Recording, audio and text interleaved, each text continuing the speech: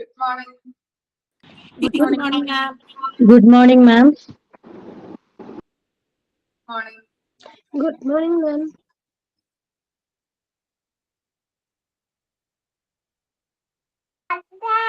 Good morning, ma'am. Good morning. Good morning, ma'am.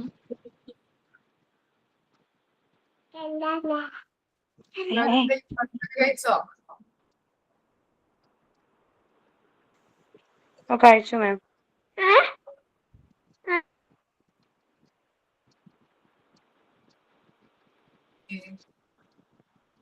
കഴിഞ്ഞ ക്ലാസ്സിൽ എടുത്തത് വായിച്ചു നോക്കിയായിരുന്നോ?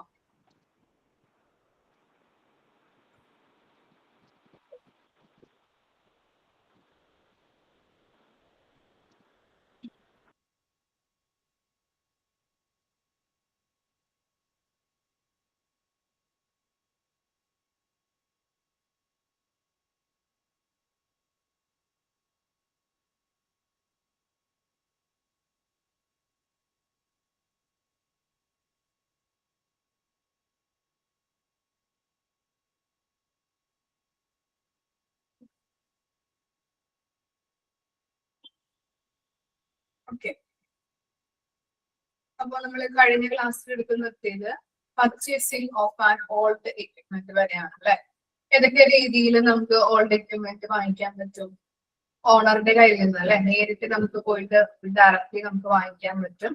അതുപോലെ തന്നെ ഡീലേഴ്സിന്റെ കയ്യിൽ നിന്ന് വാങ്ങിക്കാം, ഓപ്ഷണേഴ്സിന്റെ കയ്യിൽ നിന്ന്, അതുപോലെ ബ്രോക്കേഴ്സിന്റെ കയ്യിൽ നിന്ന് നമുക്ക് ഓൾഡ് എക്യുപ്മെന്റ് വാങ്ങിക്കാം.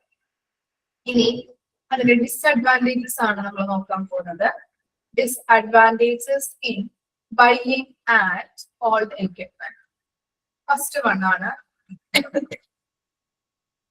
economic life period of the particular equipment cannot be ascertained. എന്താണ് എക്കണോമിക് ലൈഫ് അല്ലെ?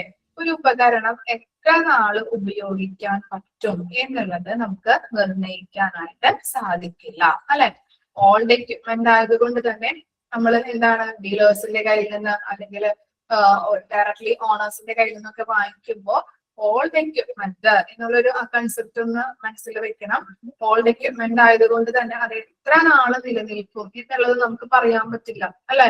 ചിലപ്പോ വാങ്ങിച്ചു കഴിഞ്ഞ് ഒരു മാസം കഴിഞ്ഞിട്ട് ചിലപ്പോ നിന്ന് പോവാം, ബ്രേക്ക് ഡൗൺ ആവാം, അല്ലെങ്കിൽ 6 മാസം അല്ലെ. അങ്ങനെ നമുക്ക് എത്ര നാളത് നിലനിൽക്കും എന്ന് പറയാൻ പറ്റില്ല. എപ്പോ അത് ബ്രേക്ക് ഡൗൺ ആകണോ അപ്പൊ നമ്മൾ എന്ത് ചെയ്യാ, പുതിയത് ഒരെണ്ണം വാങ്ങിക്കാം അല്ലെ. ഇനി എന്താണ് ആഫ്റ്റർ സെയിൽ സർവീസ് അല്ലെ. ആഫ്റ്റർ സെയിൽ സർവീസ് ഉണ്ടാവില്ല. അതുപോലെ തന്നെ മെയിൻറ്റെയിൻ ചാർജസ് ഹൈ. അതുപോലെ തന്നെ ഇപ്പോ എന്തെങ്കിലും റിപ്പയർസോ മെയിൻ്റെനൻസ് വർക്കുകളൊക്കെ വന്നു കഴിഞ്ഞിട്ടുണ്ടെങ്കിൽ എന്താണ് അതിന്റെ ചാർജ് വളരെ ഹൈ ആയിരിക്കും ഇല്ലേ. നമ്മളിപ്പോ ഒരു ഓൾഡ് എക്യുപ്മെന്റ് വാങ്ങിക്കുമ്പോൾ അതിന് പകരമായിട്ട് പുതിയൊരു സാധനം അല്ലെങ്കിൽ പുതിയൊരു പ്രൊഡക്റ്റ് നമുക്ക് വാങ്ങിക്കാം എന്ന് പറയാം അല്ലെ. അല്ലെങ്കിൽ പുതിയൊരു എക്യുപ്മെന്റ് വാങ്ങിക്കാം. ഈ റിപ്പയേഴ്സിനും മെയിൻ്റെനൻസിനൊക്കെ കൊടുത്ത കാശ് ഉണ്ടെങ്കിൽ നമ്മള് എന്ത് ചെയ്യാം, പുതിയൊരു സാധനം വാങ്ങിക്കാം എന്ന് വരെ നമ്മൾ ചിന്തിക്കാറുണ്ട്. അല്ലെങ്കിൽ പലർക്കും അങ്ങനെയുള്ളൊരു എക്സ്പീരിയൻസ് ഉണ്ടായിട്ടുണ്ട് അല്ലെ. അപ്പൊ അതാണ് പറയുന്നത് മെയിൻ്റെനൻസ് കോസ്റ്റും റിപ്പയേഴ്സ് കോസ്റ്റും ഒക്കെ വളരെ ഹൈ ആയിരിക്കും. ഇത്തരം കാര്യങ്ങളാണ് ഡിസ്അഡ്വാൻറ്റേജസ് ആയിട്ട് പറയുന്നത്. Economic life period of a particular equipment cannot be ascertained. No after sales services, maintenance charge high. ഇനി നെക്സ്റ്റ് ആണ് ലീസിംഗ് ഓഫ് ആൻ എക്യുപ്മെന്റ്. എന്താണ് ലീസിംഗ് എന്ന് പറഞ്ഞാല്? എന്തായിരിക്കാം ലീസിംഗ്?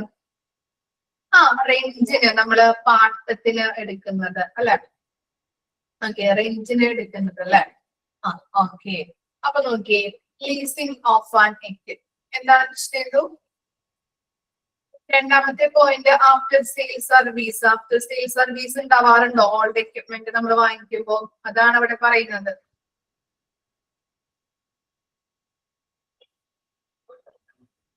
ഓക്കെ, ഇനി ലീസിങ് എന്താണ്? നമ്മൾ റെന്റിന് അല്ലെങ്കിൽ പാട്ടത്തിനൊക്കെ പണ്ടുള്ളവർ പറയാറുണ്ടല്ലേ, പാട്ടത്തിന് നിലമൊക്കെ നമ്മൾ പാട്ടത്തിന് എടുത്ത് നമ്മൾ കൃഷി ചെയ്യാറുണ്ട് ഇല്ലേ.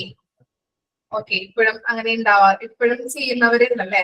ഓക്കെ, അപ്പോ ലീസിംഗ് ആണ് ലീസിംഗ് എന്ന് പറയാം. ലീസിംഗ് എന്ന് പറഞ്ഞു വെച്ചിട്ടുണ്ടെങ്കിൽ എന്താണ്? റെന്റിന് നമ്മൾ എടുക്കുന്നത്.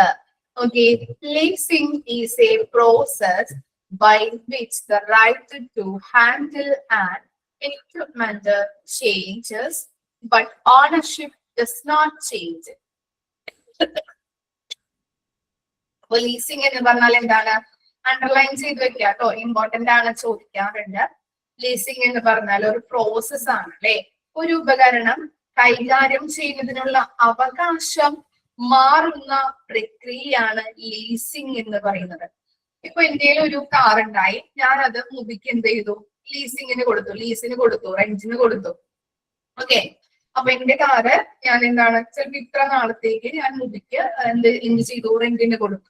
പക്ഷെ ഓണർഷിപ്പ് അല്ലെങ്കിൽ ഉടമസ്ഥാവകാശം മാറുന്നുണ്ടോ? മുബിക്കാവോ? ആവോ? ഇല്ല, ഓണർഷിപ്പ് എന്റെ തന്നെയാണ് അല്ലെ. അല്ലെ, ഒരു 6 മാസം കഴിയുമ്പോ മുബി എന്ത് ചെയ്യും? തിരിച്ചെനിക്ക് അത് കൊണ്ടുവന്ന് തരും അല്ലെ, യൂസ് ചെയ്ത് കഴിയുമ്പോൾ. ഓക്കെ, അപ്പൊ ഞങ്ങൾ തമ്മിൽ ഒരു 6 മാസത്തേക്കായിരിക്കും കരാറ് നമ്മൾ എഴുതുന്നത്. അതനുസരിച്ച് മുബി എന്ത് ചെയ്യും? 6 മാസം അത് യൂസ് ചെയ്ത് കഴിഞ്ഞ് തിരിച്ച് ഇന്ത്യയിലോട്ട് ഏൽപ്പിക്കും അല്ലെ. അതിനെയാണ് നമ്മൾ പറയുന്നത് എന്താണ്? ഓണർഷിപ്പ് മാറുന്നില്ല, പക്ഷെ എന്താണ്? ആ ഉപകരണം, ആ കാറ് കൈകാര്യം ചെയ്യുന്നതിനുള്ള അവകാശം ഞാൻ കൊടുക്കുന്നുണ്ട്. മനസ്സിലായോ? അതിനെയാണ് ലീസിംഗ് എന്ന് പറയുന്നത്. അണ്ടർലൈൻ ചെയ്തേ. Leasing is a process by which the right to handle an equipment changes, but ownership does not change. Okay, ഇനി ആരാണ് ലെസ്സർ, ലെസ്സി എന്നൊക്കെ ഇവിടെ കൊടുത്തിട്ടുണ്ട്. വെരി ഇമ്പോർട്ടന്റ് ആണ്. ലീസിംഗ് ഇമ്പോർട്ടന്റ് ആണ്. ലെസ്സറും ലെസ്സിയും ചോദിക്കാറുണ്ട്. അണ്ടർലൈൻ ചെയ്ത് വെച്ച് പഠിക്കണം. Very very important. ഓക്കെ, എന്താണ്? It is between lessor. Lessor എന്താണെന്നാണ് കൊടുത്തിരിക്കുന്നത്. ലെസ്സർ ആരാണ്? Person who gives equipment for lease. എന്താണ്? റെന്റിന് ഉപകരണങ്ങൾ നൽകുന്ന വ്യക്തി അല്ലെ. പാട്ടത്തിന് ഉപകരണങ്ങൾ കൊടുക്കുന്ന വ്യക്തിയെയാണ് ലെസ്സർ എന്ന് പറയുന്നത്. ലീസ് എന്ന് പറഞ്ഞാൽ റെന്റ് അല്ലെങ്കിൽ പാട്ടത്തിന് കൊടുക്കുന്നത്, അതാണ് അവിടെ ഉദ്ദേശിക്കുന്നത്. അപ്പോ എന്താണ്? പാട്ടത്തിന് അല്ലെങ്കിൽ റെന്റിന് ഉപകരണങ്ങൾ നൽകുന്ന വ്യക്തിയെ ആണ് നമ്മൾ ലെസ്സർ എന്ന് പറയുന്നത്. ഇനി ലെസ്സി ആരാണെന്ന് നോക്കിയേ. ലെസ്സി അവിടെ കൊടുത്തിട്ടുണ്ട്. Person who acquires the particular equipment. ഉപകരണം ഏറ്റെടുക്കുന്ന വ്യക്തി. ഓക്കെ, ഉപകരണം നമ്മള് എന്താണ് ഏറ്റെടുക്കുന്ന, അല്ലെങ്കിൽ നമ്മൾ എന്താണ് ചെയ്യുന്നത്? കൈമാറുന്ന വ്യക്തി അല്ലെ, ഏറ്റെടുക്കുന്ന ആ വ്യക്തിയെ ആണ് നമ്മള് ലെസ്സി എന്ന് പറയുന്നത്. അപ്പൊ ഞാനും മുബിയും തമ്മിലുള്ളൊരു എന്താ പറയാ, ഒരു എഗ്രിമെന്റിന്റെ കാര്യം പറഞ്ഞല്ലേ. അപ്പൊ ഞാൻ ആരായിരിക്കും? ലെസ്സി ആണോ ലെസ്സർ ആണോ? ആരായിരിക്കും മിസ്? ലെസ്സർ. ഓക്കെ, മുബി ആരാണ്? മുബിക്കാണ് ഞാൻ കൊടുത്തതല്ലേ അല്ലെ. ഉപകരണം ഏറ്റെടുക്കുന്ന വ്യക്തി ലെസ്സി. കൺസെപ്റ്റ് മനസ്സിലായോ? ഓക്കെ, അങ്ങോട്ടും ഇങ്ങോട്ടും മാറിപ്പോരുത് കേട്ടോ. ഓക്കെ, അപ്പോ ഉപകരണം കൊടുക്കുന്ന വ്യക്തിയാണ് ലെസ്സർ എന്ന് പറയുന്നത്. ഏറ്റെടുക്കുന്ന വ്യക്തി എന്ന് പറയുന്നത് ലെസ്സിയാണ്. ഓക്കെ, ഇനി അവിടെ കൊടുത്തിരിക്കുന്നത് ഒരു ഉപകരണം ലീസിന് എടുക്കുമ്പോൾ അതിന്റെ ലീസിന് എടുക്കുന്നതിന്റെ കാരണങ്ങളാണ് ഒരു ചെറിയൊരു പാരഗ്രാഫിൽ അതിന്റെ അടിയിൽ കൊടുത്തിരിക്കുന്നത്. Okay, leasing is done due to. എന്തുകൊണ്ടാണ് ഒരു ഉപകരണം നമ്മൾ ലീസിങ്ങിന് എടുക്കുന്നത്? Due to lack of fund. എന്താണ്? കുറവ് അല്ലെ. ഫണ്ടിന്റെ കുറവ് മൂലം നമ്മൾ എന്ത് ചെയ്യാറുണ്ട്? ഉപകരണങ്ങള് അല്ലെങ്കിൽ കാറുകളോ എക്യുപ്മെന്റ്സുകളൊക്കെ നമ്മള് നമ്മൾക്ക് വാങ്ങിക്കാൻ കാശില്ല എന്നുണ്ടെങ്കിൽ നമ്മൾ എന്ത് ചെയ്യും? റെന്റിൽ നമ്മൾ എടുക്കാറുണ്ട്. പിന്നെന്താണ്? Four doing experience as A tester ആണ്. ഇനി നമ്മൾ എന്ത് ചെയ്തു? ഞാൻ പറഞ്ഞിട്ടുണ്ടായിരുന്നു, നമുക്ക് ലൈസൻസ് കിട്ടി. ആദ്യമായിട്ട് ലൈസൻസ് കിട്ടിയപ്പോ നമ്മൾ എന്ത് ചെയ്തു? പുതിയൊരു വാഹനം അല്ലെങ്കിൽ പുതിയൊരു കാർ ഓടിച്ചു നോക്കുവോ? വാങ്ങിച്ചിട്ട് എന്താ ചെയ്യാ? ഇല്ല. പിന്നെന്ത് ചെയ്യും? എന്താ ചെയ്യാ? ഓൾഡ് എക്യുപ്മെന്റ് അല്ലെ, ഓൾഡ് കാറ് നമ്മൾ വാങ്ങിക്കും അല്ലെ, റെന്റിന് നമ്മൾ വാങ്ങിച്ചിട്ട് അതൊന്ന് ഓടിച്ചൊരു എക്സ്പീരിയൻസ്ഡ് ആയി ഓടിക്കാം, നമുക്ക് പറ്റും എന്നുള്ള ഒരു രീതിയിൽ എത്തുമ്പോ പുതിയത് നമ്മൾ വാങ്ങിക്കും അല്ലെ. അപ്പൊ ഒരു എക്സ്പീരിമെന്റിന് വേണ്ടിയിട്ട്, ഒരു എക്സ്പീരിയൻസിന് വേണ്ടിയിട്ട് നമ്മൾ റെന്റിന് എടുക്കാറുണ്ട്. ഇനി എന്താ as per the duration for which equipment is needed. ഇനി എന്താണ് നമുക്ക് എത്ര നാളത്തേക്ക് ആ ഉപകരണം ആവശ്യമായിട്ട് വരുന്നുണ്ട് അതനുസരിച്ച് നമ്മൾ വാങ്ങിക്കാറുണ്ട് ഇല്ലേ? ഡ്യൂറേഷൻ അനുസരിച്ചിട്ട് അല്ലെ? ഓക്കെ, ഇനി എത്ര നാളിപ്പോ ഒരു 3 മാസത്തേക്കാണ് അത് ആവശ്യമായിട്ട് വരുന്നെങ്കിൽ നമുക്ക് പുതിയത് വാങ്ങിക്കേണ്ട ആവശ്യമില്ല, റെന്റിന് എടുത്താൽ മതി അല്ലെ? പിന്നെ എന്താ to avoid huge lead time for temporary adjustment. ഇനി നമ്മൾ ഒരു ഉപകരണം നമ്മൾ ഓർഡർ കൊടുത്തു അല്ലെ? ലീഡ് ടൈം എന്ന് പറഞ്ഞാൽ എന്താ? ലീഡ് ടൈം നമ്മൾ ഓർഡർ കൊടുത്തത് മുതൽ നമ്മുടെ കയ്യിലേക്ക് എത്താൻ വരെയുള്ള ഒരു ടൈം ഗ്യാപ്പ് ഉണ്ടാവില്ലേ? അതിനെയാണ് ലീഡ് ടൈം എന്ന് പറയുന്നത്. അപ്പൊ അത് നമ്മൾ ഓർഡർ കൊടുത്ത് കുറെ നാളാവും വരാനായിട്ട്. പക്ഷെ അതിന് മുമ്പ് നമുക്ക് ആ ഐറ്റം ആവശ്യമായിട്ട് വരുന്നുണ്ട്. അപ്പൊ എന്ത് ചെയ്യും? നമ്മൾ എന്ത് ചെയ്യും? റെന്റിന് എടുക്കുന്നുണ്ട്. Okay, or when the capital equipment is available only on lease. Okay, അപ്പൊ എന്താണ് നമ്മുടെ ലാക്ക് ഓഫ് ഫണ്ട്, പൈസ നമുക്ക് കുറവ് മൂലം നമ്മൾ റെന്റിന് എടുക്കാറുണ്ട്. എക്സ്പീരിയൻസിന് വേണ്ടിയിട്ട് എക്സ്പീരിമെന്റിന് അല്ലെങ്കിൽ എക്സ്പീരിയൻസിന് വേണ്ടിയിട്ട് നമ്മൾ എടുക്കാറുണ്ട്.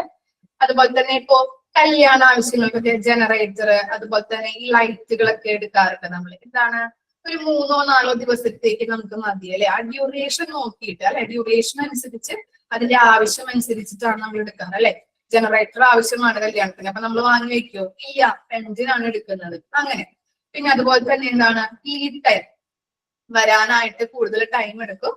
അപ്പൊ അതിന് മുൻപ് നമുക്ക് ആ എക്യുപ്മെന്റ് അല്ലെങ്കിൽ ആ സാധനം നമുക്ക് ആവശ്യമായിട്ട് വരികയാണെങ്കിൽ നമ്മൾ റെന്റിനാണ് എടുക്കുന്നത്. ഓക്കെ, കിട്ടിയില്ലേ? വായിച്ചു നോക്കിയേ. Disadvantages leasing, lessing, lessor. അതുപോലെ തന്നെ എന്തിനു വേണ്ടിയിട്ടാണ് നമ്മൾ ലീസിങ്ങിന് ഉപകരണങ്ങൾ എടുക്കുന്നത്, അതിന്റെ റീസൺസ് ആണ് അവിടെ കൊടുത്തിരിക്കുന്നത്. അയച്ചു നോക്കാം കേട്ടോ.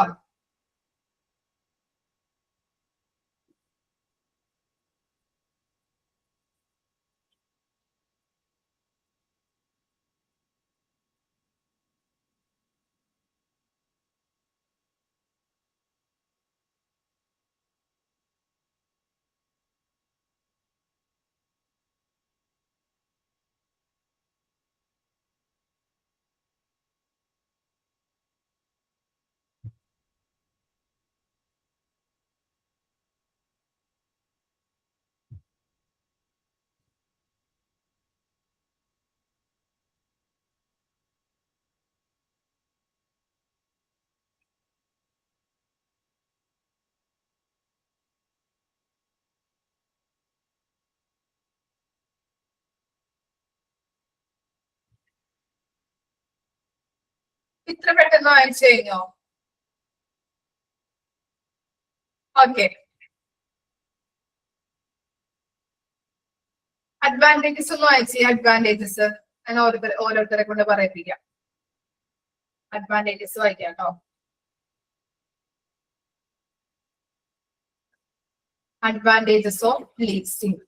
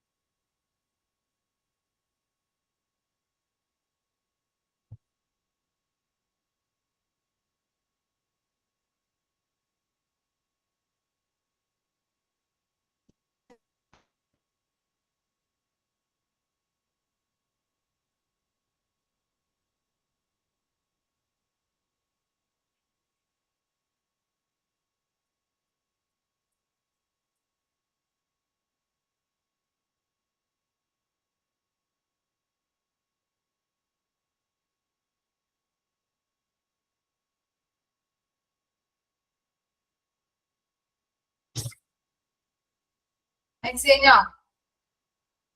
പറയാൻ പറ്റോ?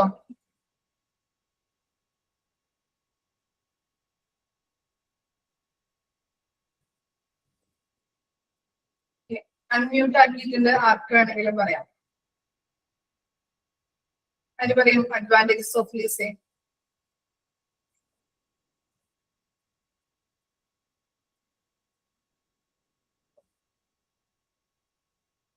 അത് മനസ്സില്ലേ? പറഞ്ഞോ. Small initial outlay structured obsolescence lens. അതെന്ന് പറയുമ്പോഴത്തേക്കും ചെറിയ ചെറിയ ആവശ്യങ്ങൾക്ക് നമുക്ക് ഉപകാരപ്പെടുന്നതായിരിക്കും ഇതെന്ന് പറയുന്നത്. പിന്നെ അതുപോലെ തന്നെ റിസ്ക് ഓഫ് ഒബ്സലൻസീസ് ലെൻസ് എന്ന് പറയുമ്പോഴത്തേക്കും ഈ എന്താ പറയാ കാലഹരണപ്പെട്ട് ആ ഒരു ഇത് എന്താ പറയാ അതിന്റെ ആ റിസ്ക് കുറവായിരിക്കും. പിന്നെ മെയിൻ്റെനൻസ് ക്യാൻ ബി ഡൺ, അതായത് ഈ ലെസ്സിനും ഒരുപോലെ ലെസ്സിക്ക് ഒരുപോലെ തന്നെ മെയിൻ്റെനൻസ് ഉണ്ടാവും. പക്ഷെ എന്താ പറയാ ഒരുപാട് സമയം എന്താ പറയാ അതിന്റെ മെയിൻ്റെനൻസിന് വേണ്ടിയിട്ട് ഒരുപാട് സമയം ശരി.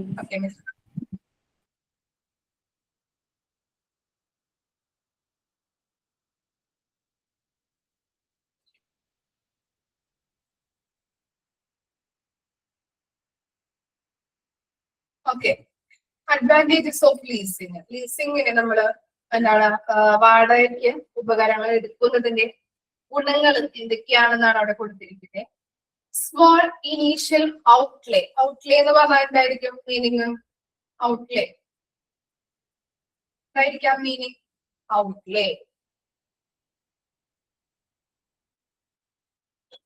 എന്താണ്? എന്താണ് ഔട്ട്ലേ എന്ന് പറഞ്ഞിട്ടുണ്ടെങ്കിൽ ഓക്കെ, മണി അല്ലെ? ചിലവാക്കുന്ന തുക. അപ്പം നമുക്ക് എന്താണ് ഒരു സാധനം വാങ്ങിക്കാനായിട്ട്, ഇപ്പൊ ഒരു കാറ് വാങ്ങിക്കാനായിട്ട് ഒരു 10 ലക്ഷം രൂപ വേണമെന്ന് വിചാരിക്കാം. പക്ഷെ റെന്റിന് എടുക്കുകയാണെങ്കിൽ അത്രയും ചെലവ് നമുക്ക് വരുമോ? ഇല്ല. അതാണ് അവിടെ പറയുന്നത്, കുറവ് മുതൽ മുടക്ക് കൊടുത്താൽ മതി അല്ലെ? നമുക്ക് റെന്റിന് വാടകയ്ക്ക് സാധനങ്ങൾ എടുക്കുകയാണെങ്കിൽ എന്താണ് കുറവ് മുതൽ മുടക്ക് മതി. The risk of obsolescence is lessened. Okay, ഇവിടെ പറയുന്നത് എന്താ? ഒബ്സലൻസ് എന്ന് പറയുന്നത് ഓൾഡ് ഫാഷൻ അല്ലെങ്കിൽ അപ്ഡേറ്റഡ്, കാലാഹരണപ്പെട്ടത് അല്ലെ? പഴയ കാലത്തിലുള്ള അല്ലെങ്കിൽ പഴയതായിട്ടുള്ള ഉപകരണങ്ങളുടെ ആ റിസ്ക് നമുക്ക് കുറയ്ക്കാൻ പറ്റും. ഇപ്പോ റെന്റിന് നമ്മൾ കൊടുത്തിട്ടുണ്ടെങ്കിലും കാലാഹരണപ്പെടുന്നത്. റെന്റിന് നമ്മളിപ്പോ ഓരോ സാധനങ്ങളും ഓരോ ഐറ്റംസ് ഇപ്പൊ ബൈക്കായാലും കാറായാലും എടുക്കുമ്പോ അവര് എന്താണ് ഓൾഡ് ഫാഷൻ ആയിട്ടുള്ള കാര്യങ്ങൾ അല്ലെങ്കിൽ ഓൾഡ് ഫാഷൻ ആയതൊക്കെ കൊടുക്കാറുണ്ടോ? ഇപ്പോഴത്തെ ആൺകുട്ടികൾക്കൊക്കെ എന്താ ഇഷ്ടം? അപ്ഡേറ്റഡ് ആയിട്ടുള്ള അല്ലെങ്കിൽ നല്ല രീതിയിലുള്ള എന്താ ഫാഷനബിൾ ആയിട്ടുള്ള കാര്യങ്ങൾ, ന്യൂ ആയിട്ടുള്ള കാര്യങ്ങൾ, ന്യൂ ആയിട്ടുള്ള അതിനോടൊക്കെയാണ് ഇഷ്ടം, ന്യൂ ഫാഷൻ അല്ലെ? അപ്പൊ അതുകൊണ്ട് തന്നെ എന്താണ് കാലഹരണപ്പെട്ടതിന്റെ ആ ഇത് കുറയ്ക്കാനായിട്ട് സാധിക്കുന്നുണ്ട്. അതുപോലെ തന്നെ എന്താ maintenance can be done by both lessor and lessee. Okay, അവിടെ ഉദ്ദേശിക്കുന്നത് ഇപ്പോ റെന്റിന് ഞാൻ പറഞ്ഞു എനിക്കും മുബിക്കും, ഞാൻ ഓണറാണ്, അതുപോലെ തന്നെ മുബി എന്താണ് ലെസ്സി ആണ് അല്ലെ? ഉപകരണം ഏറ്റെടുക്കുന്ന വ്യക്തിയാണ്. അതുകൊണ്ട് തന്നെ എനിക്കും മുബിക്കും എന്തുണ്ട് മെയിൻ്റെനൻസ് വർക്കുകൾ വന്നു കഴിഞ്ഞിട്ടുണ്ടെങ്കിൽ അത് റിപ്പയർ ചെയ്യാനായിട്ടുള്ള അവകാശം ഉണ്ടെന്നാണ് പറയുന്നത്. എനിക്കായാലും മുബിക്കായാലും ഉണ്ട്. മുബിയുടെ കയ്യിൽ ഇപ്പൊ ഒരു 6 മാസം ഞാൻ കൊടുത്തു കഴിഞ്ഞിട്ടുണ്ടെങ്കിൽ അവളുടെ കയ്യിൽ ഇരിക്കുമ്പോൾ അത് എന്തെങ്കിലും റിപ്പയേഴ്സ് ഒക്കെ വന്നു കഴിഞ്ഞിട്ടുണ്ടെങ്കിൽ ആൾക്ക് അത് ചെയ്യാനായിട്ടുള്ള അധികാരമുണ്ട് എന്നാണ് അവിടെ ഉദ്ദേശിക്കുന്നത്. പിന്നെന്താ procurement of equipment lead time is lessened. അതുപോലെ തന്നെ നമ്മൾ പറഞ്ഞു വലിയ വലിയ ക്യാപിറ്റൽ എക്യുപ്മെന്റ്സ് ഒക്കെ ആണെങ്കിൽ എന്താണ് ലീഡ് ടൈം വളരെ കൂടുതലായിരിക്കും നമ്മുടെ കയ്യിൽ എത്താൻ വേണ്ടിയിട്ട് അല്ലെ? അപ്പൊ നമുക്ക് അതിന് മുമ്പ് സാധനങ്ങൾ കിട്ടാൻ വേണ്ടിയിട്ടാണ് നമ്മൾ ഈ ലീസിങ്ങിന് പാട്ടത്തിന് അല്ലെങ്കിൽ റെന്റിന് ഐറ്റംസുകൾ എടുക്കുന്നത് അല്ലെ? ആ ലീഡ് ടൈമിന് മുമ്പ് നമുക്ക് ആ ഐറ്റം കിട്ടേണ്ടതുണ്ട്, നമ്മുടെ കയ്യിലേക്ക് എത്തേണ്ടതുണ്ടെങ്കിൽ നമ്മൾ ലീസിന് എടുക്കാറുണ്ട്. അപ്പൊ ആ ലീഡ് ടൈം കുറയ്ക്കാൻ പറ്റും നമുക്ക്. എന്താണ് അതിന് മുൻപ് സാധനങ്ങൾ നമ്മുടെ കയ്യിൽ കിട്ടി ലീസിങ്ങിന് എടുത്തത് വഴി. മനസ്സിലായോ? അതാണ് അവിടെ ഉദ്ദേശിക്കുന്നത് കേട്ടോ. അപ്പൊ എന്താണ്, മുതൽ മുടക്ക് കുറവ് മതി, റിസ്ക് ഓഫ് ഒബ്സലൻസ് കുറവാണ്. അതുപോലെ തന്നെ മെയിൻ്റെനൻസ് വർക്കുകൾ കാര്യങ്ങളൊക്കെ ആണെങ്കിൽ ലെസ്സർക്കും ലെസ്സിക്കും അതിനുള്ള അധികാരമുണ്ട്. ലീഡ് ടൈം എന്ന് പറയുന്നത് കുറയ്ക്കാൻ പറ്റും. കിട്ടിയോ? ഇനി അവിടെ കൊടുത്തിട്ടുണ്ട് ഔട്ട്ലേ എന്താണ്, ഒബ്സലൻസ് എന്താണെന്നുള്ളത്. അത് ഒന്നുകൂടി വായിച്ചു നോക്കാം. വളരെ ഇമ്പോർട്ടന്റ് ആണ്, ചോദിക്കാറുണ്ട് എന്താണ് ഔട്ട്ലേ, എന്താണ് ഒബ്സലൻസ് എന്നുള്ളത്. അല്ലെങ്കിൽ an amount of money spend on something. ഇനി അതെന്താണ് ഉദ്ദേശിക്കുന്നത് എന്ന് ചോദിക്കാറുണ്ട്. ആ വേർഡ്, ആ സെന്റൻസ് അങ്ങനെ തന്നെ കൊടുത്തിട്ടോ. അപ്പൊ അത് കൃത്യമായിട്ട് പഠിച്ചു വെക്കണം. എന്താണ് ഔട്ട്ലേ എന്ന് പറയുന്നത്? An amount of money spend on something. എന്താണ്? ഒരു സാധനം വാങ്ങാനായിട്ട് നമ്മൾ ചിലവാക്കുന്ന തുക, അതിനെയാണ് ഔട്ട്ലേ എന്ന് പറയുന്നത്. ഇനി ഒബ്സലൻസ് എന്നാൽ എന്താണ്? The process of becoming outdated or old-fashioned and no longer used. എന്താണ്? കാലഹരണപ്പെട്ടതോ ഓൾഡ് ഫാഷനോ ആയതോ ആയിട്ടുള്ള ഒരു അവസ്ഥ, അതിനെയാണ് ഒബ്സലൻസ് എന്ന് പറയുന്നത്. നമുക്ക് എന്താണ്? ഉപകരണം ഉപയോഗിക്കാൻ പറ്റാത്തൊരു അവസ്ഥ. ഓക്കെ, അപ്പൊ ഓൾഡ് ഫാഷൻ ആയതോ അല്ലെങ്കിൽ എന്താണ് കാലഹരണപ്പെട്ടതോ ആയിട്ടുള്ള അവസ്ഥ, അതിനെയാണ് നമ്മൾ ഒബ്സലൻസ് എന്ന് പറയുന്നത്. ചോദിക്കേ,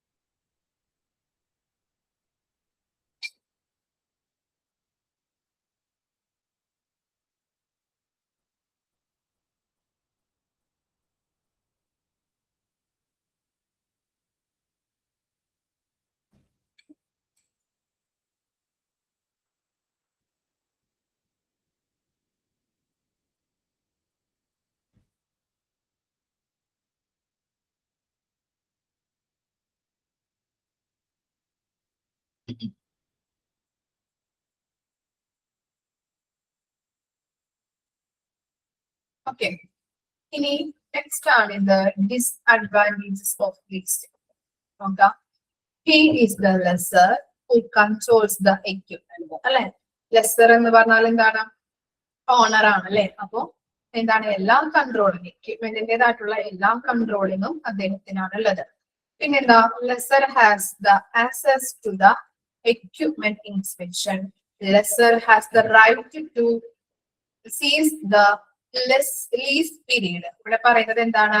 ഈ ലെസ്സറും ലെസ്സിയും തമ്മിൽ നമ്മൾ റെന്റിന് എടുക്കുമ്പോൾ ഒരു എഗ്രിമെന്റ് ഉണ്ടാവും. 3 മാസത്തേക്ക് ആവാം, 6 മാസത്തേക്ക് ആവാം, ചിലപ്പോൾ 1 കൊല്ലത്തേക്ക് ആവാം നമ്മൾ റെന്റിന് എടുക്കുന്നത് അല്ലെ. എഗ്രിമെന്റ് ഉണ്ടാവും. അപ്പോ എഗ്രിമെന്റിൽ എന്താണ്? ചില റൂൾസ് ആൻഡ് റെഗുലേഷൻസ് ഒക്കെ എഴുതിയിട്ടുണ്ടാവും അല്ലെ. അപ്പോ ലീസിംഗിൽ പറഞ്ഞിരിക്കുന്ന റൂൾസ് ആൻഡ് റെഗുലേഷൻസ് അനുസരിച്ചിട്ടല്ല ലെസ്സി ഈ ഉപകരണം പ്രവർത്തിപ്പിക്കുന്നതെങ്കിൽ, അല്ലെങ്കിൽ ഉപകരണം നല്ല രീതിയിൽ ഉപയോഗിക്കുന്നതെങ്കിൽ, അതിൽ റൂൾസ് ആൻഡ് റെഗുലേഷൻസ് അനുസരിച്ചിട്ടല്ല ലെസ്സി ഇത് ഉപയോഗിക്കുന്നതെങ്കിൽ എന്താണ്? ആർക്ക് അധികാരമുണ്ട്? ലെസ്സർക്ക് ഈ കരാറ് അല്ലെങ്കിൽ ഈ എഗ്രിമെന്റ് എന്താണ് നിർത്തലാക്കാനായിട്ടുള്ള എന്തുണ്ടെന്ന് പറയുന്നത് അവകാശമുണ്ട്. ക്ലിയർ ആയോ? ഓക്കെ. അപ്പോ അതാണ് ഡിസ്അഡ്വാൻറ്റേജ്. അപ്പൊ ലെസ്സിക്കാണ് എല്ലാ കൺട്രോളിങ്ങും. അതുപോലെ തന്നെ ലെസ്സിക്ക് എന്താണ് എഗ്രിമെന്റിൽ പറഞ്ഞതനുസരിച്ചിട്ടല്ല, റൂൾസ് ആൻഡ് റെഗുലേഷൻസ് അനുസരിച്ചിട്ടല്ല, ഈ എഗ്രിമെന്റിൽ പറഞ്ഞിരിക്കുന്നത് അനുസരിച്ചിട്ടല്ല ലെസ്സി ഈ ഉപകരണം ഉപയോഗിക്കുന്നതെങ്കിൽ അത് നിർത്തലാക്കാനായിട്ടുള്ള അവകാശം ലെസ്സർക്കുണ്ട്. ഓക്കെ. ഇനി എന്താ? Shared services are done in the case of hospital waste management, incinerator and laundry services, washing machine. ഇനിയിപ്പോ ഈ ചെറിയ രീതിയിൽ പ്രവർത്തിക്കുന്ന ഹോസ്പിറ്റലൊക്കെ ആണെങ്കിൽ അവിടെ ഇപ്പോൾ ചിലപ്പോ വേസ്റ്റുകൾ കത്തിച്ച് കളയാനായിട്ടോ അല്ലെങ്കിൽ തുണികൾ കുറെ ഉണ്ടാവും അല്ലെ, ബെഡ്ഷീറ്റ്, പേഷ്യൻസ് ഉപയോഗിക്കുന്ന എല്ലാ കാര്യങ്ങളും അല്ലെ, ബെഡ്ഷീറ്റ്, പില്ലോ കവർ, അങ്ങനെയുള്ള എല്ലാ കാര്യങ്ങളും അവർക്ക് ചിലപ്പോ അവിടെ വാഷ് ചെയ്യാനായിട്ടുള്ള സൗകര്യം ഒന്നും ഉണ്ടാവില്ല. അവരെന്തിനു കൊടുക്കാറുണ്ട്? ലീസിങ്ങിന് കൊടുക്കാറുണ്ട്. പുറത്ത് കൊണ്ടുപോയിട്ട് അത് വാഷ് ചെയ്ത് കൊണ്ടുവരും, അല്ലെങ്കിൽ വേസ്റ്റുകൾ അവിടെ ഇട്ട് കത്തിക്കാതെ വേറെ നമ്മളെ സ്ഥലത്ത് ലീസിങ്ങിന് എടുത്ത് കത്തിക്കാറുണ്ട്. ഓക്കെ, അതാണ് അവിടെ ഉദ്ദേശിക്കുന്നത്. ജസ്റ്റ് ഒന്ന് മനസ്സിലാക്കിയാൽ മതി. ഇനി നെക്സ്റ്റ് ആണ് ഇത് selection and procurement of equipment. Okay, ഒരു ഉപകരണത്തിന്റെ സെലക്ഷനും സംഭരണവുമായിട്ട് ബന്ധപ്പെട്ട കാര്യങ്ങളാണ്. 5 കാര്യങ്ങളാണ് അവിടെ കൊടുത്തിരിക്കുന്നത്. നോക്കാം. First one, select according to need or recommendation. എന്താണ്? നമുക്കറിയാം എന്താണ്, ഓരോ ഡിപ്പാർട്ട്മെന്റ് ഉണ്ടല്ലോ ഹോസ്പിറ്റലുകളില്. അപ്പൊ ഉപകരണങ്ങൾ ഉപയോഗിക്കുന്ന ഡിപ്പാർട്ട്മെന്റിനെയാണ് നമ്മൾ യൂസർ ഡിപ്പാർട്ട്മെന്റ് എന്ന് പറയുന്നത്. ഓരോ മെറ്റീരിയൽസും ഉപയോഗിക്കുന്ന ഡിപ്പാർട്ട്മെന്റ്, അതായത് റേഡിയോളജി ഉണ്ട്, പീഡിയാട്രിക് ഉണ്ട്, ഓർത്തോ ഉണ്ട് അല്ലെ, അങ്ങനെയുള്ള ന്യൂറോ, അങ്ങനെയുള്ള പല ഡിപ്പാർട്ട്മെന്റുകളുണ്ട്. അപ്പോ യൂസർ ഡിപ്പാർട്ട്മെന്റിന്റെ ആവശ്യകതകൾക്ക് അനുസരിച്ചിട്ട് വേണം നമ്മൾ ഉപകരണങ്ങൾ തിരഞ്ഞെടുക്കേണ്ടത്. അതാണ് ഫസ്റ്റ് ആയിട്ട് പറയുന്ന എന്താണ് സെന്റൻസ് എന്ന് പറയുന്നത്, പോയിന്റ് എന്ന് പറയുന്നത്. Select according to need or recommendation. User ഡിപ്പാർട്ട്മെന്റിന്റെ ആവശ്യകതകൾ, അവർക്ക് ഓരോ മെറ്റീരിയൽസും അല്ലെങ്കിൽ ഓരോ എക്യുപ്മെന്റ്സും ആവശ്യമായിട്ട് വരും. വെവ്വേറെ എക്യുപ്മെന്റ്സ് ആയിരിക്കും അല്ലെ. ഇപ്പൊ ഓർത്തോന് വേണ്ട എക്യുപ്മെന്റ്സ് ആയിരിക്കില്ല പീഡിയാട്രിക്കിന് വേണ്ടത് അല്ലെ. അതുകൊണ്ട് തന്നെ എന്താണ്, അവരുടെ ആവശ്യകതകൾക്ക് അനുസരിച്ചിട്ടുള്ള ഉപകരണങ്ങൾ വേണം നമ്മൾ സെലക്ട് ചെയ്തെടുക്കാനായിട്ട്. പിന്നെ എന്താണ്, take into account the effect of after sale services and spares availability. അതായത് നമുക്ക് എന്താണ്, ഉപകരണങ്ങൾക്ക് നമ്മൾ വാങ്ങിക്കുന്ന ഉപകരണങ്ങൾക്ക് ആഫ്റ്റർ സെയിൽ സർവീസ് ഉണ്ടോ എന്നുള്ളത് ചെക്ക് ചെയ്യണം. അതുപോലെ തന്നെ സ്പെയർസ് ഇല്ലേ, ഇപ്പൊ നമ്മളൊരു ഫ്രിഡ്ജോ അല്ലെങ്കിൽ TV, അതുപോലെ ഇപ്പൊ ഫാൻ, അങ്ങനെയുള്ള ഐറ്റംസ് ഒക്കെ നമ്മൾ വാങ്ങിക്കാറുണ്ട് ഇല്ലേ. സൂപ്പർ എന്താ നമ്മൾ വാങ്ങിക്കാറുണ്ട്. ഇപ്പൊ എക്സ്ചേഞ്ച് ഓഫറിൽ നിന്നായാലും അങ്ങനെയുള്ള ഓഫേഴ്സ് ഒക്കെ വരുമ്പോൾ നമ്മൾ വാങ്ങിക്കാറുണ്ട്. കൂടുതലും അങ്ങനെയാണ് വാങ്ങിക്കുന്നത് അല്ലെ. അപ്പൊ നമ്മൾ എന്തൊക്കെ നോക്കാറുണ്ട്? ആഫ്റ്റർ സെയിൽ സർവീസ് ഉണ്ടോ നോക്കാറുണ്ട്. അതുപോലെ തന്നെ അതിന്റെ എന്തെങ്കിലും പാർട്സുകൾ ചീത്തയായി പോയി കഴിഞ്ഞിട്ടുണ്ടെങ്കിൽ സ്പെയർസുകൾ അവൈലബിൾ ആണോ എന്നുള്ളത് നമ്മൾ നോക്കാറുണ്ട് ഇല്ലേ. നമ്മൾ നോക്കാറുണ്ടോ? ആരും നോക്കാറില്ല നമ്മൾ ക്ലാസ്സിൽ. ഓക്കെ, അപ്പൊ നോക്കാറുണ്ട് അല്ലെ. ഓക്കെ, അതാണ് ഇവിടെ പറയുന്നത്. ആഫ്റ്റർ സെയിൽ സർവീസ് ഉണ്ടോ എന്നുള്ളത് ചെക്ക് ചെയ്യണം. അതുപോലെ തന്നെ സ്പെയർസിന്റെ അവൈലബിലിറ്റി ഉണ്ടോ എന്നുള്ളത് നമ്മൾ നോക്കേണ്ടതാണ്. അതുപോലെ തന്നെ വാങ്ങിച്ചു കഴിഞ്ഞിട്ടുണ്ടെങ്കിൽ അത് ഇൻസ്റ്റാളേഷൻ ചെയ്യാം, ഓപ്പറേഷൻ ഓർ കാലിബ്രേഷൻ. ഓക്കെ, എന്താണ്, ഇൻസ്റ്റാൾ ചെയ്യുന്നതിന് വേണ്ടിയിട്ട് ജീവനക്കാർക്ക് നമ്മൾ ട്രെയിനിങ് അല്ലെ. 4ാമത് പറയുന്നത് എന്താണ്, ട്രെയിനിങ് ആൻഡ് അതുപോലെ തന്നെ അത് ട്രെയിനിങ് കൊടുത്ത് അതിന് ടെസ്റ്റ് ചെയ്യിപ്പിക്കുക. അതുപോലെ തന്നെ എന്താ, മാനുഫാക്ചേഴ്സ് മാനുവൽ അവൈലബിലിറ്റി. മാനുവൽസ് എന്ന് പറഞ്ഞിട്ടുണ്ടെങ്കിൽ എന്താ, നമുക്ക് ഇപ്പൊ TV ഒക്കെ വാങ്ങിക്കുമ്പോൾ ഒരു ബുക്ക്ലെറ്റ് കിട്ടാറുണ്ടാ? കണ്ടിട്ടുണ്ടാ നിങ്ങള്? ചെറിയൊരു ബുക്ക്, അതിനകത്ത് എങ്ങനെയാണ് ഇന്ന എന്താ, ഇപ്പൊ റിമോട്ടിന്റെ പിക്ചർ കൊടുത്തിട്ടുണ്ടാവും. അതിന്റെ ഓരോ ബട്ടന്റെ ഓരോ കാര്യങ്ങൾ അല്ലെ. ഇന്ന ബട്ടൺ ഇന്ന കാര്യങ്ങളാണ്. അതെ, അതുപോലെ തന്നെ ഇപ്പോ കോഡ് വയർ ഒക്കെ ഉണ്ടെങ്കിൽ അതെങ്ങനെ കണക്ട് ചെയ്യണം അല്ലെ. ഇപ്പോ അങ്ങനെയുള്ള കാര്യങ്ങൾ, അതെ, ഹൗ ടു യൂസ്, എങ്ങനെയാണ് നമ്മൾ യൂസ് ചെയ്യേണ്ടത്, അതെങ്ങനെ പ്രവർത്തിപ്പിക്കേണ്ടത് എന്നുള്ള കാര്യങ്ങളൊക്കെയാണ് ആ മാനുവലിൽ കൊടുത്തിരിക്കുന്നത്, ആ ബുക്ക്ലെറ്റിൽ. ഓക്കെ, അപ്പൊ അത് അവൈലബിൾ ആണോ എന്നുള്ളതും നോക്കേണ്ടതാണ്. ഇത്തരം കാര്യങ്ങളാണ് വരുന്നത് നമ്മൾ ഒരു എക്യുപ്മെന്റ് സെലക്ട് ചെയ്യുമ്പോൾ അതിന്റെ സംഭരണവുമായിട്ട് ബന്ധപ്പെട്ട് വരുന്ന കാര്യങ്ങളാണ്. യൂസർ ഡിപ്പാർട്ട്മെന്റിന് വേണ്ടതായിട്ടുള്ള കാര്യങ്ങൾ നമ്മൾ സെലക്ട് ചെയ്യുക. അതുപോലെ തന്നെ ആഫ്റ്റർ സെയിൽ സർവീസ് ഉണ്ടോ, സ്പെയർസ് ഉണ്ടോ എന്നുള്ളത് ചെക്ക് ചെയ്യണം. അതുപോലെ തന്നെ അത് ഇൻസ്റ്റാൾ ചെയ്യുക, അതനുസരിച്ചുള്ള ട്രെയിനിങ്ങുകൾ അവിടുത്തെ സ്റ്റാഫുകൾക്ക് കൊടുക്കുക, അത് ടെസ്റ്റിംഗ് നടത്തുക കറക്റ്റ് ആയിട്ടാണോ എന്നുള്ളത്. അതുപോലെ തന്നെ മാനുഫാക്ചേഴ്സിന്റെ അവൈലബിലിറ്റി നമ്മൾ ചെക്ക് ചെയ്യണം അല്ലെ. എന്താണ് മാനുവൽ എന്ന് പറഞ്ഞാൽ ബുക്ക് ലെറ്റ് ആണ്. ആ ബുക്ക് ലെറ്റിലെ എല്ലാ കാര്യങ്ങളും എങ്ങനെയാണ് ഉപകരണം പ്രവർത്തിപ്പിക്കാം എന്നുള്ളത് ഓരോ പേജിലും ഇങ്ങനെ നമ്മൾ മറിച്ച് പോകും. ഓരോ കാര്യങ്ങളും നമ്മൾ അത് കറക്റ്റ് ആയിട്ട് അവർ കൊടുത്തിട്ടുണ്ടാവും അല്ലെ. അതനുസരിച്ചിട്ട് നമ്മൾ എന്ത് ചെയ്യണം, ഓരോ കാര്യങ്ങളും നമ്മൾ കണക്ട് ചെയ്യാനായിട്ടും, അതുപോലെ തന്നെ ഇപ്പോൾ റിമോട്ട് ആണെങ്കിൽ റിമോട്ടിന്റെ സ്വിച്ചിനെ കുറിച്ചും അതെങ്ങനെയാണ് അതിന്റെ എല്ലാ കാര്യങ്ങളെ കുറിച്ചും അതിനകത്ത് കൊടുത്തിട്ടുണ്ടാവും. അപ്പൊ അത് നോക്കിയിട്ട് നമുക്ക് ചെയ്യാവുന്നതാണ്. അപ്പൊ അങ്ങനെയുള്ള അവൈലബിലിറ്റി നമ്മൾ ചെക്ക് ചെയ്യണം. ഓക്കെ, ആഴ്ച ഡിസ്അഡ്വാൻറ്റേജസും selection and procurement of equipment.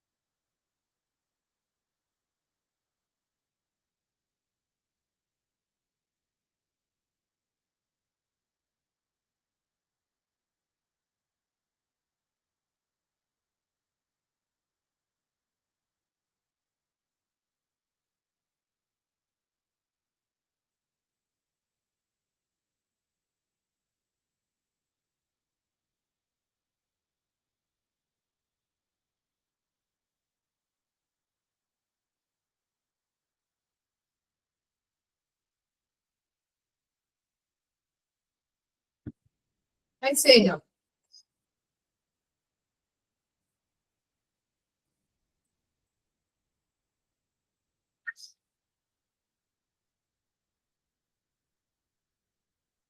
Next നോക്കിയേ, authority and responsibility of purchase department. Okay, അപ്പോ പർച്ചേസ് ഡിപ്പാർട്ട്മെന്റിന്റെ ഒരു റെസ്പോൺസിബിലിറ്റി എന്താണെന്നാണ് ആ പോയിന്റ്സ് 5 പോയിന്റ്സിൽ കൊടുത്തിരിക്കുന്നത്. നോക്കാം.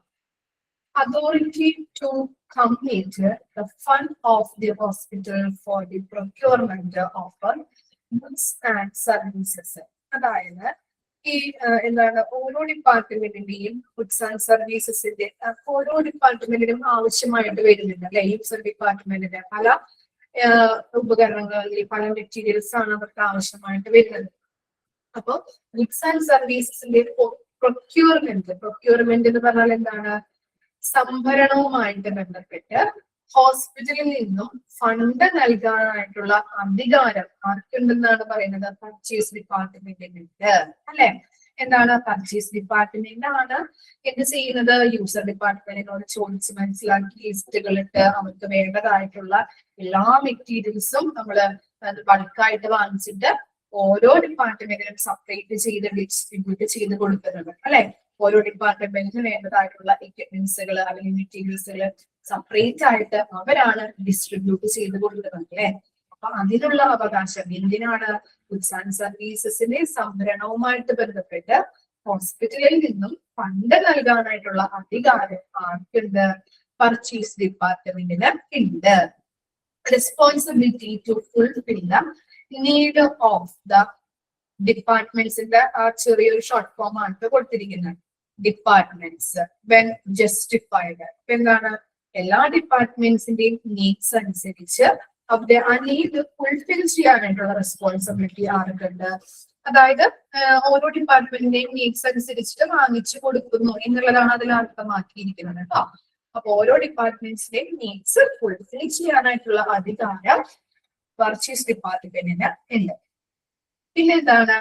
Responsibility for evaluation of the specifications and if incomplete or incorrect has the authority to challenge specification. അതായത് നമ്മൾ എന്ത് ചെയ്യുന്നുണ്ട്? പർച്ചേസ് ഡിപ്പാർട്ട്മെന്റ് ആണ് എല്ലാവർക്കും എന്താണ് എക്യുപ്മെന്റ്സ് ആയാലും മെറ്റീരിയൽസ് ആയാലും വാങ്ങിച്ച് കൊടുക്കുന്നത്.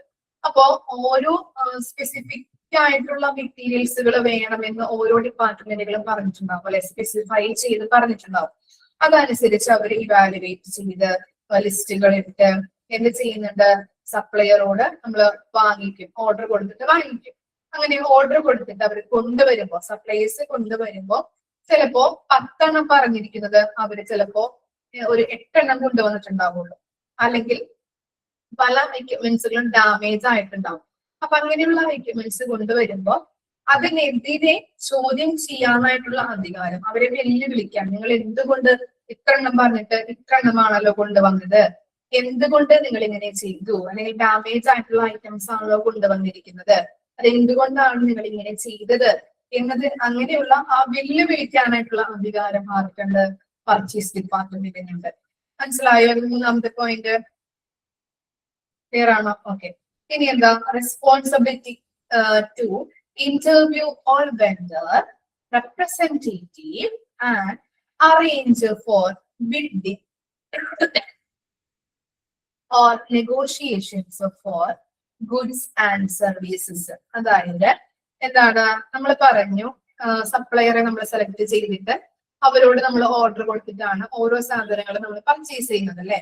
അപ്പോ അവര് നമ്മളെ സെലക്ട് ചെയ്തു, അവരുമായിട്ട് നമ്മളൊരു എഗ്രിമെന്റ് ഉണ്ടാക്കുന്നുണ്ട് അല്ലെ? അവരുമായിട്ടൊരു ഇന്റർവ്യൂ അല്ലെങ്കിൽ എഗ്രിമെന്റ് നമ്മൾ നടത്തും. അപ്പോ ആ വെഞ്ചറും അതുപോലെ തന്നെ വെഞ്ചറുമായിട്ട് നമ്മൾ എഗ്രിമെന്റ് നടത്തുമ്പോൾ കുറച്ച് കാര്യങ്ങൾ നമ്മൾ അവിടെ അറേഞ്ച് ചെയ്ത് അവർക്ക് വേണ്ടിയിട്ട് കുറച്ച് കാര്യങ്ങളൊക്കെ അറേഞ്ച് ചെയ്ത് കൊടുക്കണം അല്ലെ? ഇപ്പൊ ലേലം വഴിയോ അല്ലെങ്കിൽ ഇങ്ങനെയുള്ള ചർച്ചകൾ വഴിയോ ഒക്കെ ആയിരിക്കും നമ്മൾ പർച്ചേസിങ് നടത്തുന്നത്. അതുമായിട്ട് ബന്ധപ്പെട്ട വെൻഡേഴ്സ് ഉണ്ടാവും. ആ വെൻഡേഴ്സുമായിട്ട് നമ്മൾ എഗ്രിമെന്റ് ഒക്കെ നമ്മൾ ചെയ്യുമ്പോൾ അവർക്ക് വേണ്ടതായിട്ടുള്ള കാര്യങ്ങൾ അറേഞ്ച് ചെയ്ത് കൊടുക്കാനായിട്ടുള്ള അധികാരവും ആർക്കുണ്ട്, അല്ലെങ്കിൽ റെസ്പോൺസിബിലിറ്റി ആർക്കുണ്ടെന്ന് പറയുന്നത് purchase ഡിപ്പാർട്ട്മെന്റിനുണ്ട്. To get a correct quality and quantity at the economical price and to supply materials as needed for the various departments. ഇനി എന്താണ്?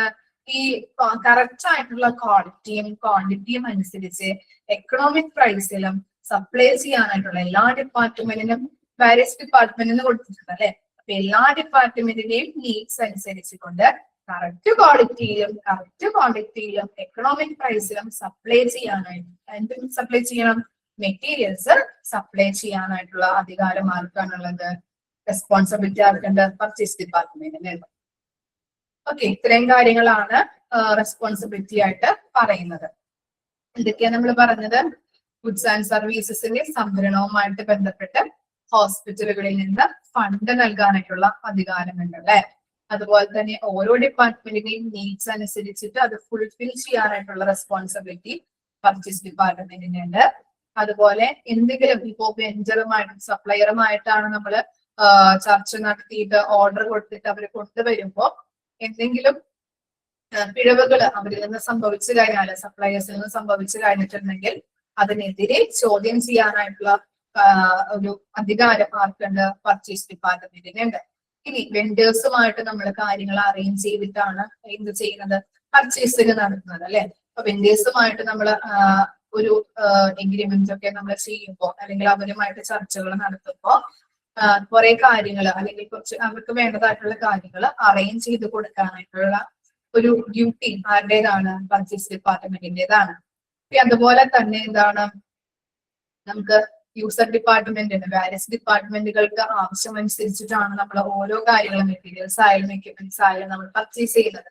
അപ്പൊ അതിന്റെ പർച്ചേസിംഗുമായിട്ട് ബന്ധപ്പെട്ട് കറക്റ്റ് ക്വാളിറ്റിയിലും കറക്റ്റ് ക്വാണ്ടിറ്റിയിലും എക്കണോമിക് പ്രൈസിലും മെറ്റീരിയൽസ് സപ്ലൈ ചെയ്ത് കൊടുക്കാനായിട്ടുള്ള ഡ്യൂട്ടി ആരുടേതാണ്? പർച്ചേസ് ഡിപ്പാർട്ട്മെന്റിന്റേതാണ്. വായിച്ചു നോക്കിയേ.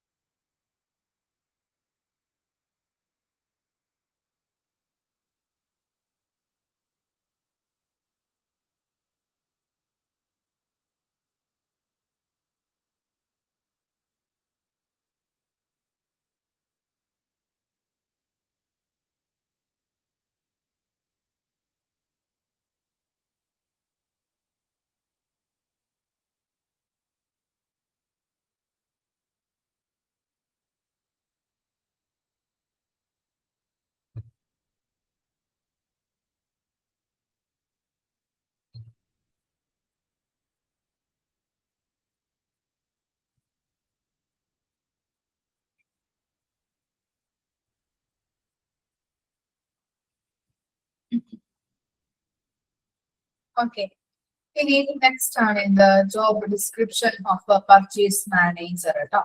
പർച്ചേസ് മാനേജറുടെ ജോബ് ഡിസ്ക്രിപ്ഷൻ ആണ് കൊടുത്തിരിക്കുന്നത്. The person that normally runs the purchase department is called the purchase manager. എന്താണ്? പർച്ചേസ് ഡിപ്പാർട്ട്മെന്റ് റൺ ചെയ്യിപ്പിക്കുന്ന പേഴ്സണെ പറയുന്നതാണ് ഇത് പർച്ചേസ് മാനേജർ എന്ന്. അണ്ടർലൈൻ ചെയ്യാട്ടോ. പർച്ചേസ് ഡിപ്പാർട്ട്മെന്റ് റൺ ചെയ്യിപ്പിക്കുന്ന പേഴ്സൺ ആരാണ്? പർച്ചേസ് മാനേജർ ആണ്. ഇനി അദ്ദേഹത്തിന്റെ ഡ്യൂട്ടീസ് ആണ് താഴെ കൊടുത്തിരിക്കുന്നത്. When purchasing job description is strategic in nature and usually consists of the following.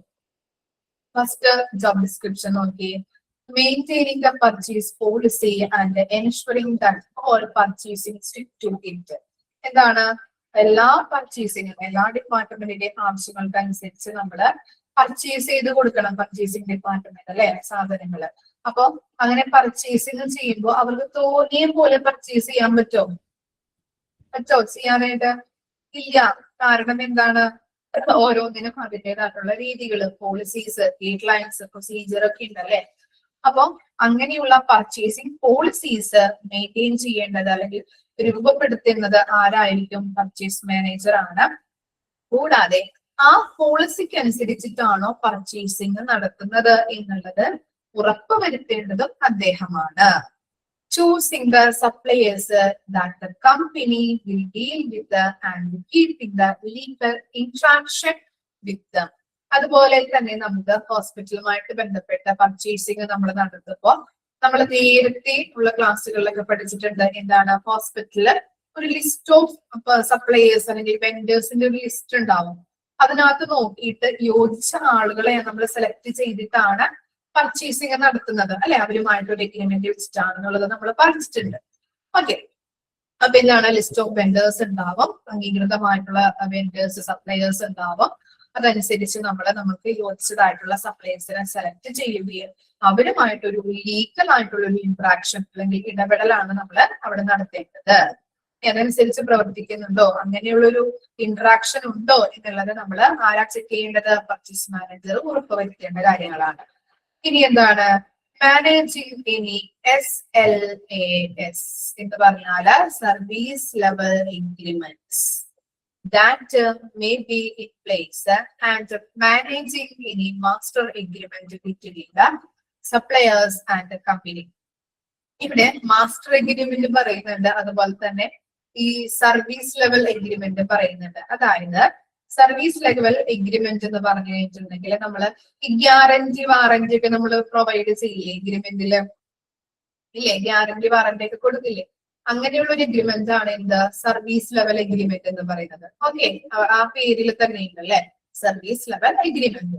ഇനി അതുപോലെ തന്നെ മാസ്റ്റർ എഗ്രിമെന്റ് എന്ന് പറഞ്ഞാൽ ഇപ്പൊ ബൾക്കായിട്ട് നമ്മൾ പർച്ചേസ് ചെയ്യുമ്പോൾ വലിയ രീതിയിൽ നമ്മൾ എഗ്രിമെന്റ് ഉണ്ടാക്കിയിട്ടാണ് ബൾക്കായിട്ട് സാധനങ്ങൾ പർച്ചേസ് ചെയ്ത് കൊണ്ടുവരുന്നത്.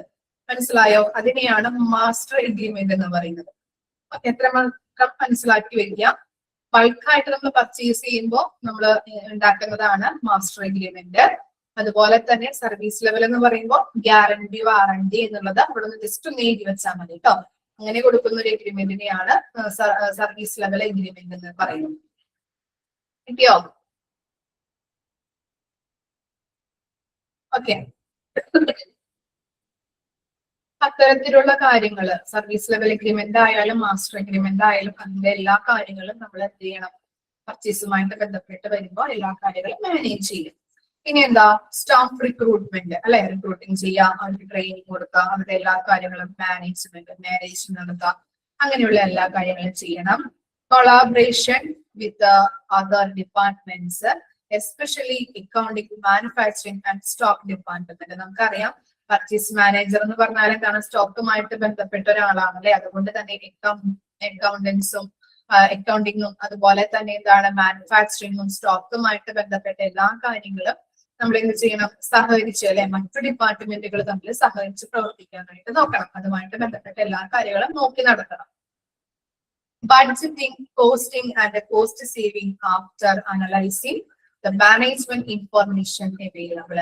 അതുപോലെ തന്നെ ലഭ്യമായിട്ടുള്ള മാനേജ്മെന്റ് വിവരങ്ങൾ അനുസരിച്ച് അത് വിശകലനം ചെയ്ത് ബഡ്ജറ്റിംഗ് നടത്തുക, കോസ്റ്റിംഗ് നടത്തുക, അതുപോലെ തന്നെ കോസ്റ്റ് സേവിങ്ങും നടത്താനായിട്ട് ശ്രമിക്കാം. കോസ്റ്റ് സേവിങ് നടത്തേണ്ടത് ഏറ്റവും അത്യാവശ്യമായിട്ട് വേണ്ട ഒരു കാര്യമാണ്. എന്നാൽ മാത്രമാണ് നമുക്ക് എന്തുണ്ടാവുള്ളൂ? ഓർഗനൈസേഷനിൽ പ്രോഫിറ്റ് ഉണ്ടാവുള്ളൂ അല്ലെ? കോസ്റ്റ് കുറച്ച് കൊണ്ടുവന്നാൽ. Okay, health and safety, quality and other legal needs. അതുപോലെ തന്നെ എന്താണ് പ്രൊഡക്റ്റിന്റെ ക്വാളിറ്റി, ക്വാണ്ടിറ്റി ഒക്കെ നമ്മൾ കറക്റ്റ് ആയിട്ട് ചെക്ക് ചെയ്യാം. അതാണ് ഹെൽത്ത് ആൻഡ് സേഫ്റ്റി, ക്വാളിറ്റി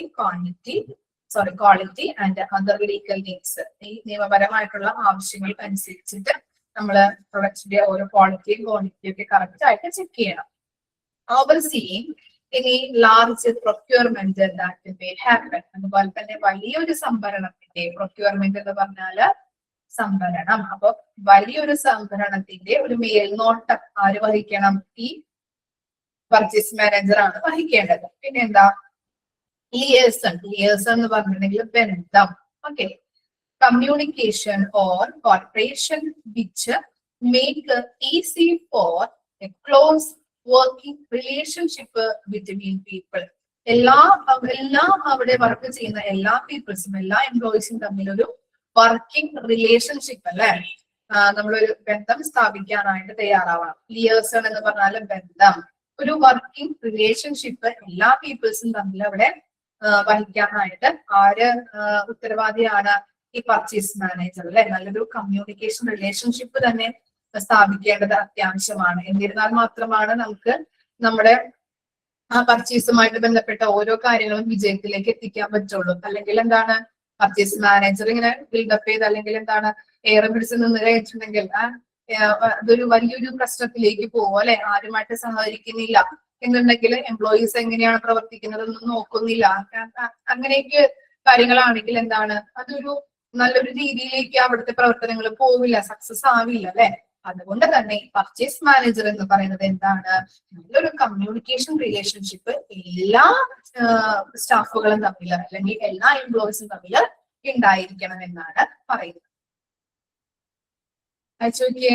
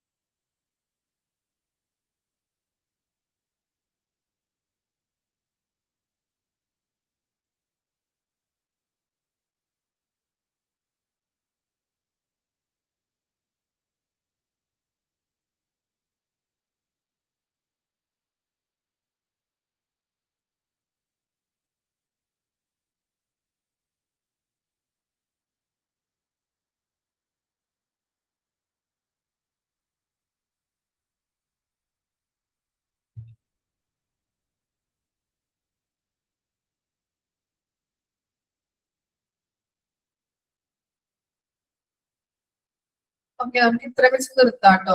ഇത്ര വരെ എടുത്തതിൽ എന്തെങ്കിലും ഡൗട്ട് ഉണ്ടോ? ക്ലിയർ ആണോ ക്വസ്റ്റ്യൻസ്?